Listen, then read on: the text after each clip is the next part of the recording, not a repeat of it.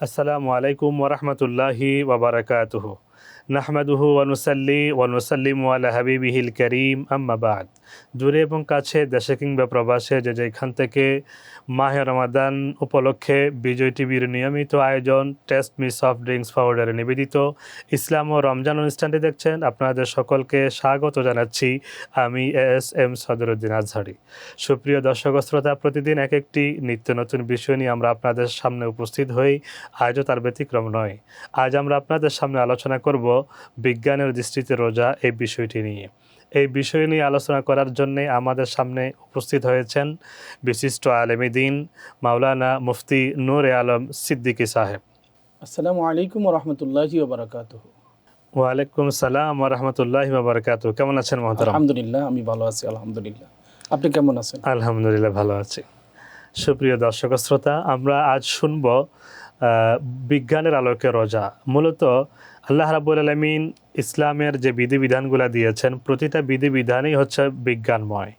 নামাজ, রোজা, হজ, জাকাত ইত্যাদি ইত্যাদি যত বিধান রয়েছে, প্রতিটা বিধানের পিছনে রয়েছে আমাদের জন্য উপকার এবং বৈজ্ঞানিকভাবে স্বীকৃত উপকার।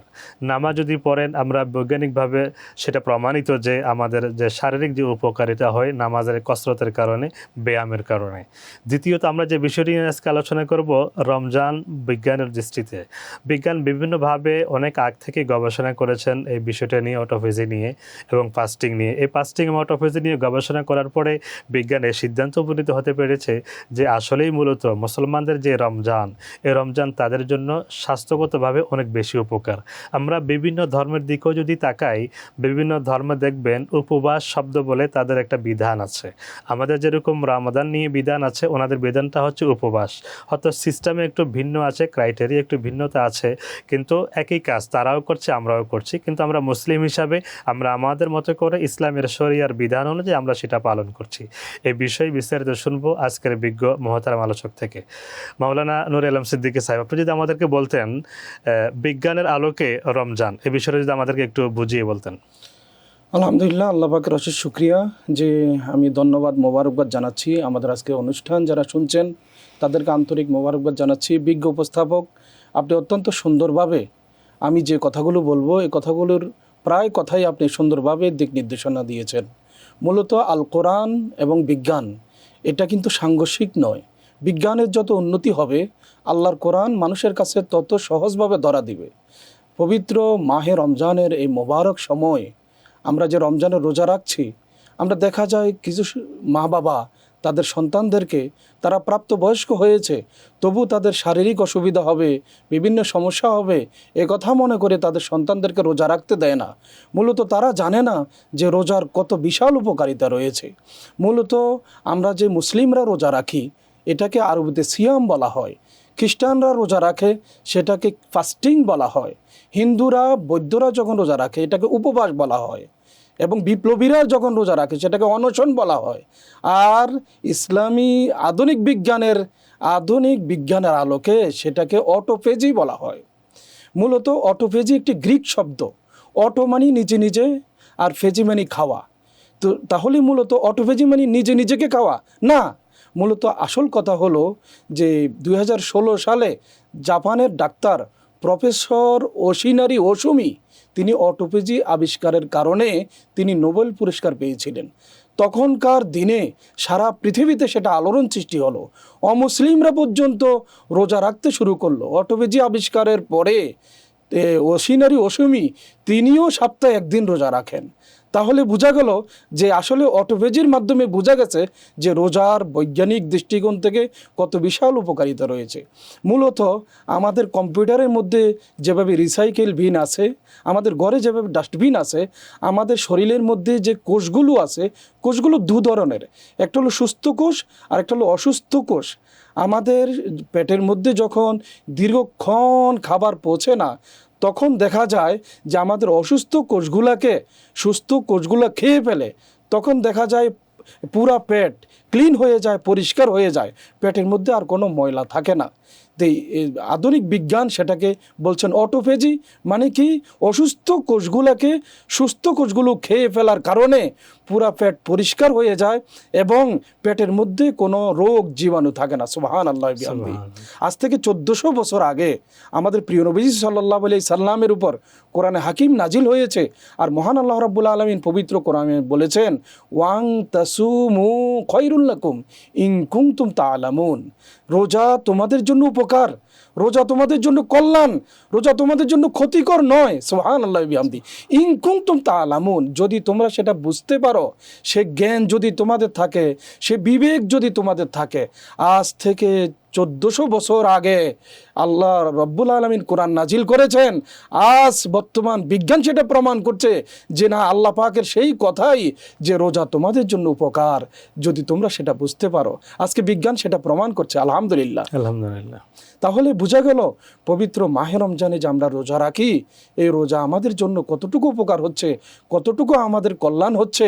আমরা যদি রোজা না রাখি তাহলে আমাদের জন্য মূলত ক্ষতিকর। আল্লাহ পাক রব্বুল আলামিন সিস্টেম করে দিয়েছেন, বছরে 12টি মাসের মধ্যে একটি মাস রোজা রাখার কারণে একটা মানুষ যেভাবে শারীরিকভাবে সে সুস্থ হয়, তেমনিভাবে আত্মিকভাবে সে পরিশুদ্ধি লাভ করে। সুবহানাল্লাহ। শারীরিক, মানসিক, আর্থিক সকল সাইড থেকে সে পরিশুদ্ধ লাভ করে। জি। আপনি খুব সুন্দর বলছিলেন, একটা আপনার আলোচনা থেকে একটা বিষয় উঠে এসেছে যে আমরা কেউ সন্তানদেরকে ইসলামী বিধিবিধান, বিশেষ করে রোজার যে বিষয়টা আসে, তখন বলি যে সন্তানের এখনো বয়স কম, অথবা আমার বাচ্চা পড়াশোনা অথবা কর্মব্যস্ততা আছে, এখন রোজা রাখবে না, সে পরবর্তীতে রাখবে। এই বিষয়টা আপনি কিভাবে দেখছেন? ইসলাম আসলে কি বলে? কত বছর বয়স হলে পরে সে রোজা রাখতে বাধ্য বা তার উপর রোজাটা ফরজ? আলহামদুলিল্লাহ, আপনি খুব সুন্দর প্রশ্ন করেছেন। মূলত একটা সন্তানের যখন পরিণত বয়স হবে তখনই তার জন্য রোজা রাখতে হবে। একটা সন্তানের যখন পরিণত বয়স হবে তখনই তার জন্যে নামাজ আল্লাহ রাব্বুল আলামিন ফরজ করেছেন। মূলত আমাদের সন্তানদের পরিণত বয়স হওয়ার পরেও দেখা যায় অনেক মা বাবা সন্তানকে রোজা রাখতে দেয় না, বলে যে আমার সন্তানের শারীরিক সমস্যা হবে, আমার সন্তান দুর্বল হয়ে যাবে। মূলত রোজা রাখার কারণে সন্তানের যে উপকার হবে সেটা আসলে আমাদের মা বাবাও অনেক সময় সেটা বলতে চায় না বা জানে না, অজ্ঞতার কারণে, না বুঝার কারণে সে সমস্যা হচ্ছে। মূলত রোজা আমাদের জন্য উপকার এবং সর্বমহলে সেটা প্রচার করা প্রয়োজন। যে অনেক মানুষ আছে যে গ্যাস্ট্রিক, আলসার, বিভিন্ন ধরনের রোগে ভোগে। যদিও কোরআনুল কারিমে আল্লাহ পাক রব্বুল আলামিন বলেছেন, ফামান কানা মিনকুম মারিদান আও আলা সাফারিন ফাইদ্দাতুন মিন আইয়ামিন উখার। যদি কোনো ব্যক্তি যদি সফর অবস্থায় থাকে, কোনো ব্যক্তি যদি অসুস্থ অবস্থায় থাকে, তাহলে রোজাটা সে পরবর্তী সময় আদায় করবে। যদিও ইসলামে সে বিধান রয়েছে। দেখা গেছে কিছু মানুষের সাধারণ কিছু রোগ, কিন্তু সে রোজা রেখে আল্লাহর কাছে বলল যে আল্লাহ তুমি আমাকে সুস্থ করে দাও, এই রোজার উসিলা আমাকে ভালো করে দাও। আমরা এরকমও দেখেছি অনেক লোকের বিভিন্ন অসুখ থেকে সে মুক্তি পেয়েছে। হ্যাঁ, আমরা এরকমও দেখেছি। আসলে মূলত যারা আল্লাহ প্রেমিক, ইসলাম প্রেমিক বা ইসলামের বিধিবিধানগুলো খুব আন্তরিকতার সহিত গ্রহণ করে রিসিভ করে, ওনাদেরকে দেখেছি অসুস্থ হওয়ার পরে কিন্তু রোজা রাখছে। আবার এমন কিছু মানুষ দেখছি যে আসলে সে নর্মাল অসুস্থ, যেটা আসলে অসুস্থ হিসাবে সে ধরে না। এই অসুস্থ নিয়ে সে চলাফেরাও করছে, অফিস আদালতও করছে, ব্যবসা বাণিজ্যও করছে, কিন্তু যখন আপনি রোজার কথা বলবেন তখন বলে যে আমি অসুস্থ। এই বিধানে আমি যদি আপনার সাথে একটু অ্যাড করি, আমার মনে হয় যেন কোনো ব্যক্তি ওই সময়ে অসুস্থতার দোহাই দিয়ে সে রোজা থেকে বাঁচতে পারবে যদি কোনো মুসলিম ডাক্তার তাকে সার্টিফাই করে যে হ্যাঁ আপনি যদি রোজা রাখেন তাহলে আপনি মৃত্যুর মুখে পতিত হওয়ার সম্ভাবনা রয়েছে। ওই ক্ষেত্রে শুধুমাত্র সে রোজা না রেখে রোজার কাফারাগুলো আদায় করবে। আর অন্য সকল ক্ষেত্রে যে অসুস্থতার দোহাইগুলো আমরা দিচ্ছি, মূলত ওগুলোর ক্ষেত্রে তাকে রোজা রাখতে হবে, না হলে সে গুনাহগার হবে। জি, আমাদের সমাজে এরকম অনেক লোক আছে যে সমস্ত লোকগুলো সুস্থ, কিন্তু সে সমাজের মধ্যে প্রচার করে যে আমি অসুস্থ। মূলত সে সুস্থ থাকার পরেও রোজা রাখে না। এরকম আমাদের সমাজের দিকে তাকাইলে আমরা অনেক লোকে এরকম দেখতে পাই। মূলত তারা একটা বাহানা করছে মাত্র, মূলত তারা অসুস্থ নয়। কিন্তু যদি তারা রোজা রাখে, রোজাতে তাদের জন্য উপকার, রোজাতে তাদের জন্য কল্যাণ। ওই যে আল্লাহ রাব্বুল আলামিন বলেছেন ওয়াং তাসুমু খায়রুল লাকুম, রোজা রাখলে ইন কুনতুম তা'লামুন, রোজা রাখলে তোমাদের জন্য সেটা কল্যাণ যদি তোমরা বুঝতে পারো। ইসলামের সঠিক বুঝ আমাদের ভিতরে না থাকার কারণেই মূলত আমরা রোজা রাখি না। মূলত যদি কোনো ব্যক্তি যদি রোজা রেখে সে মহান আল্লাহ রাব্বুল আলামিনের দরবারে ফরিয়াদ করে, আল্লাহ রাব্বুল আলামিনের রহমত, বরকত, মাগফিরাত, নাজাতের মাসের উসিলায় আল্লাহ পাক অবশ্যই তাকে সুস্থ করে দিবেন। রমজান মাসের বরকতে আল্লাহ পাক তার প্রতি রহমত নাজিল করবেন। তাহলে আমাদের সকলেরই উচিত রোজা রাখার জন্য চেষ্টা করা।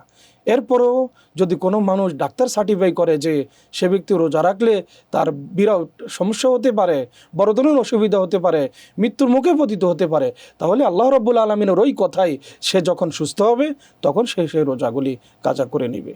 আপনাকে অনেক ধন্যবাদ। আমরা আবারও শুনবো আপনার আলোচনা ইনশাআল্লাহ। সুপ্রিয় দর্শক শ্রোতা, এতক্ষণ পর্যন্ত আমরা বিজ্ঞানের দৃষ্টিতে রোজার বিষয়গুলো আলোচনা শুনছিলাম। আমরা আবারও শুনবো। এখন যাব ছোট্ট একটি বিরতিতে, থাকুন আমাদের সাথে।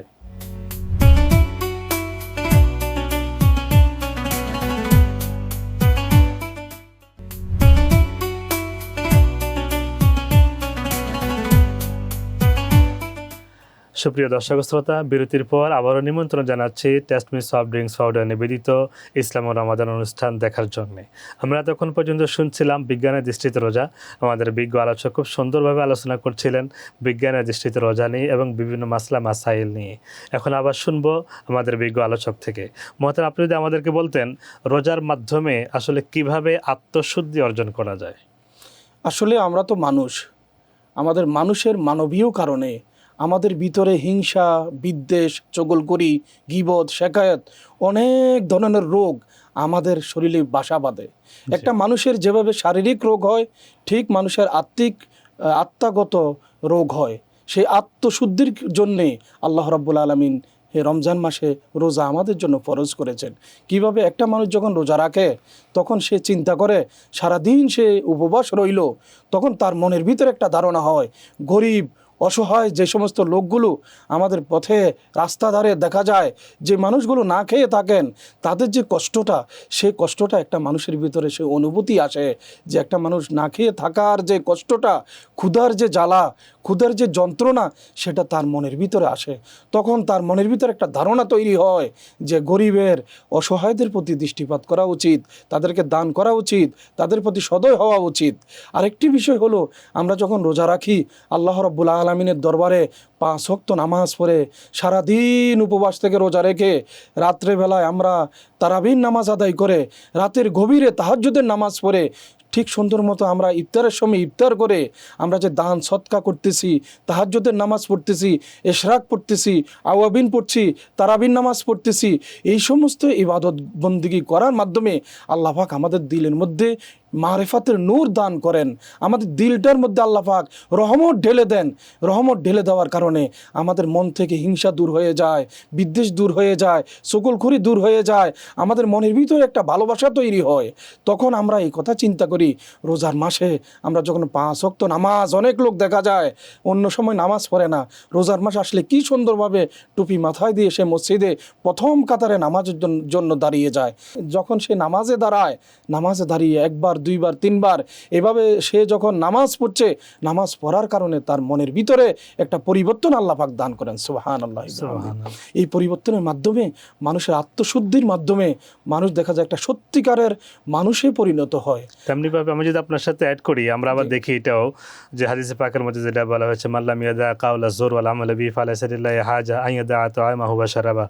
তো মিথ্যা কথা বা মিথ্যা কাজ, মিথ্যা সাক্ষ্য, এগুলো থেকে যতক্ষণ পর্যন্ত মানুষ বিরত থাকে না, ততক্ষণ পর্যন্ত তার রোজা আল্লাহর কোনো প্রয়োজন নেই। তার মানে বোঝা গেল, একজন মানুষ যখন রোজা রাখে তখন সে বাধ্য হয়ে অন্যায়, মিথ্যা, গীবত, পাপাচার, কামাচার, যত ফাহিশা কাজ আছে সবগুলো থেকে নিজেকে বিরত রাখছে একমাত্র আল্লাহকে রাজি খুশি করার জন্য। এর মধ্য দিয়ে কিন্তু তার অন্তরে পরিশুদ্ধতা চলে আসছে। মাশাআল্লাহ, সুন্দর একটি কথা আপনি বলেছেন। যেহেতু রোজা শুধু আমাদের যে পেটের ক্ষুধা, না খেয়ে থাকার নাম রোজা নয়। রোজাটা তো পঞ্চ ইন্দ্রিয়ের মাধ্যমে রোজা হয়। আমাদের চোখের রোজা আছে, আমাদের জবানের রোজা আছে, আমাদের হাতের রোজা আছে, আমাদের পায়ের রোজা আছে। আমরা চোখের রোজা হলো এই চোখ দিয়ে কোনো খারাপ কিছু আমরা দেখব না। মুখের রোজা হলো এই মুখ দিয়ে মিথ্যা কথা বলবো না, এই মুখ দিয়ে কোনো হারাম খাবার খাইব না। আমাদের হাতের রোজা হলো এই হাত দিয়ে কোনো অসৎ জিনিস আমরা ধরবো না, সুদের জিনিস ধরবো না, হারাম জিনিস ধরবো না। এই হাত দিয়ে আমরা কোনো হারাম বিষয়ে আমরা হাত বাড়াবো না। পায়ের রোজা হলো এই পা দিয়ে আমরা অন্যায় দিকে ধাবিত হব না। এইভাবে একটা মানুষ যখন পঞ্চ ইন্দ্রিয়ের রোজা রাখে, সে সত্যিকার মানুষে পরিণত হয়। তার ভিতরে মানবীয় গুণাবলী আল্লাহ পাক রব্বুল আলামিন, সত্যিকার মানুষের যে গুণাবলী, সেই মানুষের গুণাবলী আল্লাহ পাক তাদেরকে দান করেন। আমরা তো আমাদের মানবীয় গুণাবলী ছেড়ে আমাদের মধ্যে পশুত্ব স্বভাব এসে যায়। যেভাবে দেখেন আমাদের সমাজের মধ্যে ডাকাতি, রাহাজারি, খুন খারাপি হচ্ছে, একটা মানুষকে দিন দুপুরে জবাই করে দিচ্ছে। এটা কত মারাত্মক কথা। যেহেতু আল্লাহ পাক কোরআনে হাকিমে বলেছেন উলাইকা কাল আনআম বাল হুম আদাল, যেই মানুষকে আল্লাহ পাক রব্বুল আলামিন পৃথিবীর শ্রেষ্ঠ জীব বলেছেন, ওই মানুষকে আল্লাহ রব্বুল আলামিন বলছেন তারা 4 পা জানোয়ারের মতো। শুধু 4 পা জানোয়ার নয়, এর চাইতেও তারা জঘন্য, 4 পা জানোয়ারের চাইতে খারাপ। কেননা একটা মানুষের ভিতরে যখন পশুত্ব স্বভাব আসে, একটা মানুষের মধ্যে থেকে যখন মানবীয় গুণাবলীগুলি চলে যায়, তখন সে সত্যিকার মানুষ থাকে না। সে রমজান আমাদেরকে শিক্ষা দেয় যে আমাদের আত্মশুদ্ধির মাধ্যমে রমজান আমাদেরকে শিক্ষা দিছে যে তুমি তোমার মানবীয় গুণাবলীগুলি, একটা মানুষের যে গুণ থাকা দরকার, সেই গুণগুলি অর্জন করা রমজানের রোজার মাধ্যমে সেই গুণগুলি অর্জিত হয়। যদি সত্যিকার রোজা রাখতে পারি, আশা করি ইনশাল্লাহ আমরা আল্লাহ পাক আমাদের প্রতি রহমত দান করবেন এবং মানবীয় গুণাবলী আমাদের ভিতরে অর্জিত হবে। দুনিয়া এবং আখিরাতের কল্যাণ সাধনের জন্যে রোজা আমাদের জন্য অনেক গুরুত্বপূর্ণ। সবচেয়ে মজার একটি হাদিস রয়েছে যেখানে শিক্ষণীয় আমাদের জন্য এই মাহে রমাদানে। রাসূল করিম সাল্লাল্লাহু আলাইহি সাল্লাম শিক্ষা দিচ্ছেন যে কেউ যদি তোমার সাথে ঝগড়াও করে, মানুষ আত্মশুদ্ধির কোন লেভেলে গিয়ে এই কথাটা মানুষ আসলে ফলো করে বা রাসূল পাকের এই হাদিসটাকে আমল করে, যে কেউ যদি তোমার সাথে ঝগড়াও করে, ঝগড়ায় লিপ্ত হয়, গুনাহগুলো তো বাদ, ফাহেসা বা অন্যায় যতগুলো আছে সব কিছু আমরা বাদ দিয়েছি, এরপরে কোনো কাজ আমি করছি না, আমি বসে আছি, কিন্তু আরেক ভাই আমার সাথে উঠে পড়ে লাগছে ঝগড়া করার জন্য, রাসূল পাক সাল্লাল্লাহু আলাইহি ওয়াসাল্লাম শিক্ষা দিলেন তুমি যেন তাকে বলো ইন্নী ইমরুন সাইমুন, আমি রোজাদার। মাশাআল্লাহ, যে তবুও তার সাথে তুমি ঝগড়া করবে না, তবুও তার সাথে তুমি ঝগড়ায় লিপ্ত হবে না, তাকে কটু কথা বলবে না, তাকে স্মরণ করাই দিবে এটা রমজান মাস চলতেছে, খবরদার রমজান মাস আমি রোজা রয়েছি, তুমি আমার সাথে কোনো খারাপ কথা বলবে না। তখন তার মনের ভিতরে একটা টেন্ডেন্সি, মনের ভিতরে একটা ফিলিংস জাগ্রত হয় যে না, তাহলে তো তার সাথে যেহেতু সে রোজা রয়েছে, আমি তাকে এই গালিটা দেওয়া ঠিক হয় নাই, তাকে কটু কথাটা বলা ঠিক হয় নাই, সে নিজে থেকে সংশোধন হয়ে যায়। এই জন্যই নবীজি সাল্লাল্লাহু আলাইহি সাল্লাম বলেছেন তুমি রোজার কথাটা স্মরণ করিয়ে দাও। সুবহানাল্লাহ, সুবহানাল্লাহ। আপনাকে অনেক ধন্যবাদ, অনেক সুন্দর আলোচনা করছেন। সুপ্রিয় দর্শক শ্রোতা, এতক্ষণ পর্যন্ত আমরা যে আলোচনা শুনছিলাম বৈজ্ঞানিক দৃষ্টিতে রোজা এবং এই রমাদান মাসে মানুষের কিভাবে আত্মশুদ্ধি অর্জিত হয়, মানুষের কিভাবে আত্মার উন্নতি হয়। একটা মানুষ যখনই তার দুনিয়াবি গুনাহের কাজ, দুনিয়াবি পাপের কাজ, অন্যায়ের কাজ, সকল কাজগুলা থেকে, পাপ পঙ্কিলতা থেকে নিজেকে গুটিয়ে নিয়ে একমাত্র আল্লাহর রাহে নিজেকে সঁপে দেয়, একমাত্র আল্লাহকে সন্তুষ্ট করার জন্য যখন নিজেকে নিয়োজিত রাখে, পুরা মাসটাই হচ্ছে একটা প্যাকেজ, পুরা মাসটাই হচ্ছে প্রতিটি মুহূর্ত, প্রতিটি লাহাজা, প্রতিটা সেকেন্ডে হচ্ছে আমি যদি সুন্দর করে সাজাতে পারি, এবাদতের মধ্য দিয়ে আমি অতিবাহিত করতে পারি। আর এবাদতের মধ্য দিয়েই যদি আমি পুরাটা মাস সাজিয়ে অতিবাহিত করতে পারি, হোক সেটা কোরআন তেলাওয়াতের মধ্য দিয়ে, হোক সেটা নামাজ, ফরজ নামাজের পাশাপাশি নফল নামাজের মধ্য দিয়ে, হোক সেটা দরুদ সালামের মধ্য দিয়ে, হোক সেটা আত্মীয় স্বজন পাড়া প্রতিবেশীর পাশে অন্ন দান করার মধ্য দিয়ে, হোক সেটা রাত্রিকালীন তাহাজ্জুদের নামাজের মধ্য দিয়ে, তার পাশাপাশি যত ভালো কাজগুলো আছে সকল কাজগুলোর মধ্য দিয়ে আমরা নিজেকে পরিশুদ্ধ করে নিতে পারি এবং আত্মার পরিশুদ্ধতা এই রমজানের মাধ্যমে অর্জিত হয়। আর এই জন্যই রাব্বুল আলামিন বলেছেন এই রমজান মাস কেন, লাআল্লাকুম তাত্তাকুন, যাতে করে তোমরা মুত্তাকি হতে পারো। সুপ্রিয় দর্শক শ্রোতা, দেখতে দেখতে টেস্ট মি সফট পাউডার নিবেদিত ইসলামী রমজান আজকের অনুষ্ঠানের শেষ পর্যায়ে চলে এসেছি। আগামী পর্ব দেখার আমন্ত্রণ জানিয়ে আজকের মতো এখানেই বিদায় নিচ্ছি। আল্লাহ হাফেজ। আসসালামু আলাইকুম ওয়া রাহমাতুল্লাহি ওয়া বারাকাতুহু।